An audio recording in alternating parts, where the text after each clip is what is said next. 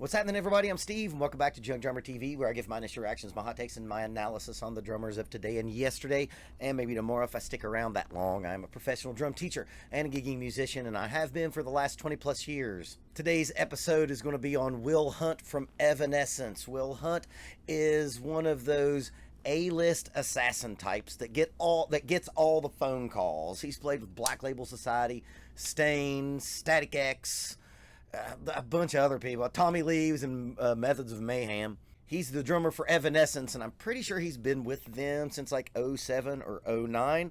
I'm not sure. I'll find out when I interview him on my podcast.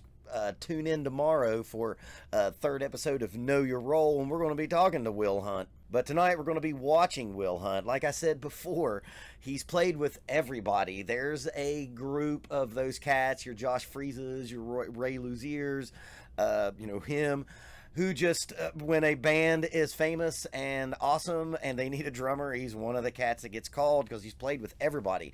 Will Hunt needs to leave some of those gigs for the rest of us because he's done about everything, and he's a great example of always being ready for when the phone calls, or when the phone rings. That's right. But before we get into it, if you enjoy this video, please give me a like, comment, and share. Give me a double tap on the subscription and the notification bell. That's only if you like it. And also, if you really, really like it, you can check out my merch page and my Patreon. But now we got that out of the way, let's get into Will Hunt with Evanescence playing Going Under. I love Evanescence. I'm a sucker for a strong female lead singer. I play for one. I think Amy Lee's awesome, and let's be honest, she's dreamy.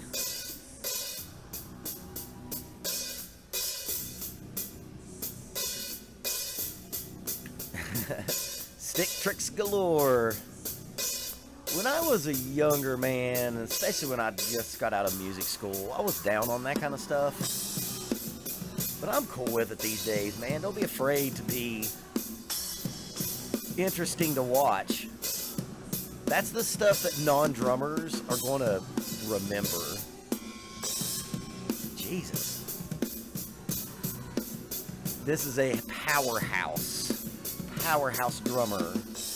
So because I'm always thinking of like a drum teacher, let's address that. Will Hunt, you're amazing, but your style of playing sometimes gets me in trouble with kids who are just too young and not strong enough and good enough to try to play like that. I've had some 12, 13, 14-year-old kids who maybe just started playing drums bring in stuff like this. Be like, I want to look like that. I'm like, yeah, you do want to look like that. And, more importantly, you want to play like that. But for you Utes out there to play with a lot of these histrionics and a lot of these like overly big motions, you're just not strong enough yet. You can't pick up 50 pounds yet, little kid. You're not strong enough to play this way yet. You have to kind of get strong enough to be able to play like that. It takes a lot of endurance to do all this too.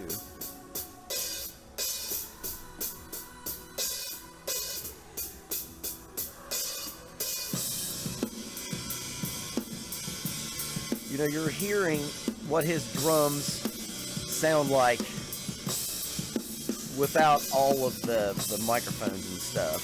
This is probably GoPro. His playing, man, I know I've said this a few times, but he is like one of those, newer school hard rock metal type players that have a lot of funk in their playing.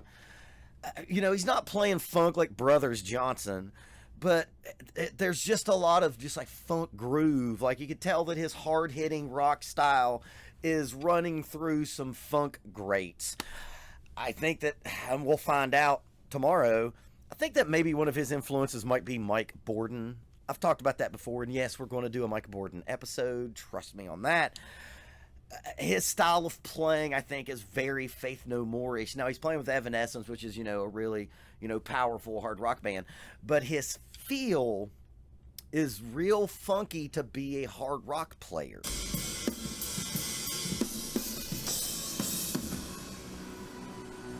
Yeah, real strong. Those are some gigantic drumsticks he's playing with.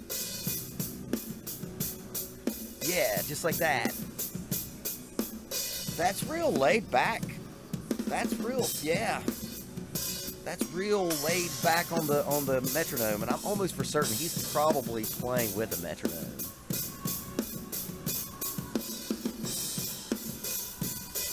You know, this is that groove that will get you paid.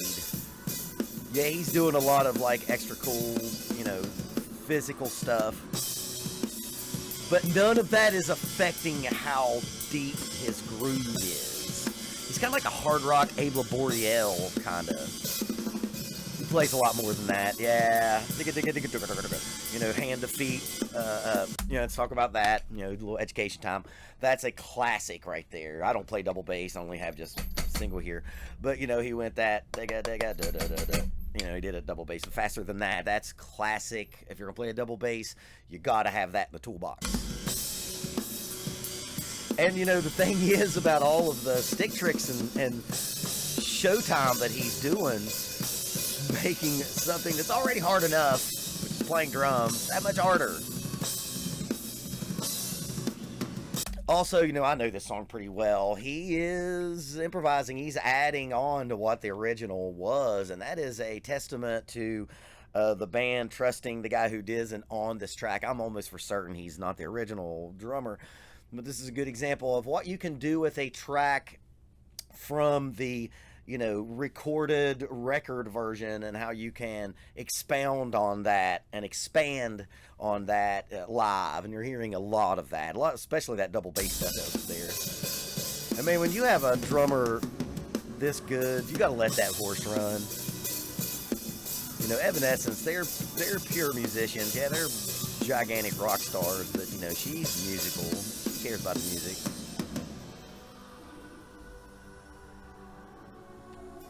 Kind of looks like Taylor Hawkins.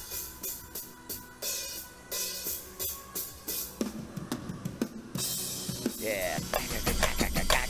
Classics. That's classic. Yeah, man, when he's throwing that stick all the way up there, he's still not allowing that to mess with his groove feel and his placement. Barely hold on to the drumstick, much less throw that shit over my head. Yeah, a lot of this stuff is not in it. There we go. Bottom lick. That is the most played lick in the history of the world. And it's always interesting to see how people put their different spins on it. And he kind of put the spin on it by going back to that snare drum a lot. When you think about the bottom lick, you just think about going down the toms. But the fact that he was, you know, coming back and putting that snare drum in there was making that more interesting, a classic, and making it and putting a little spin on it. Check that out again. Yeah. You know, going between and that's a really cool way to play a lick that has been played a billion times. I like watching drummers take the classics and make them more their own.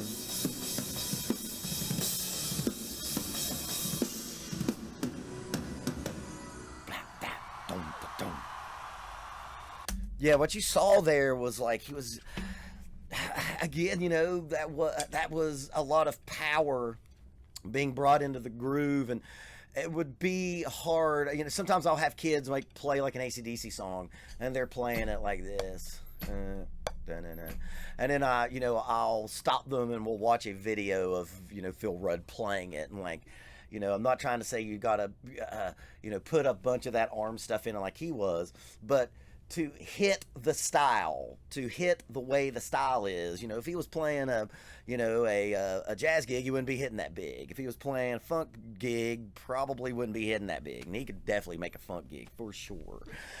Play the style, and sometimes that is playing big. I play in a metal band, and then I play with a kind of a roots rock female artist, and I definitely don't play anything similar in either one of those bands. Well, this cat has played with everybody. He was Tommy Lee's drummer, man. How cool is that? I wonder if he has any marching band in his playing. Like if he has any marching band back in his history. I guess we'll find out tomorrow. His playing, to me, is like a more advanced Mike Borden. That's going to get me killed, but he was playing more than you would think Mike Borden would do. he has a lot of Ray Luzier in his playing, and then a lot of that is just a lot of like heavy hitting funk music. Like, you know, he wasn't playing James Brown grooves, but the feel was there, and that's always interesting. And you can tell the difference in the groove that Evanescence had from when he was there to, I don't even remember who the original cat was, or if he even replaced the original guy. But they've allowed Will Hunt to come in and add his feel to their music, and that takes a lot of trust. And to get that kind of trust, you have to be really good. You know, a lot of drummers that come in and replace drummers, a lot of times that band wants you to pretty much kind of cop that feel. You know what I mean? You know, if you play with Paul McCartney, you're going to end up having to play like Ringo Starr. He has been able to come in and influence, and that's what a real band is. I'm pretty sure he's an actual member of Evanescence. He's done a lot of touring work, being the touring drummer for a lot of bands, and that is a good example of having all of this style that's so encompassing that makes the band that hired you want to allow you to interject that into it. So the thing I wanted to hopefully get out of this with from a drum teacher standpoint is he's so prolific. He's so prolific. He's played with everybody. I bet this dude has not went very long without a gig. That Black Label Society gig record he's on is great. It'd have been great for him to get to stay with BLS. But being able to play any kind of style and being ready for when that phone rings, that's the biggest thing I think you can get from Will Hunt. This is a dude that has a lunchbox and goes to work, and that's why he has stayed employed forever. And if you want to be able to stay that kind of employed, you got to keep practicing until it's easy.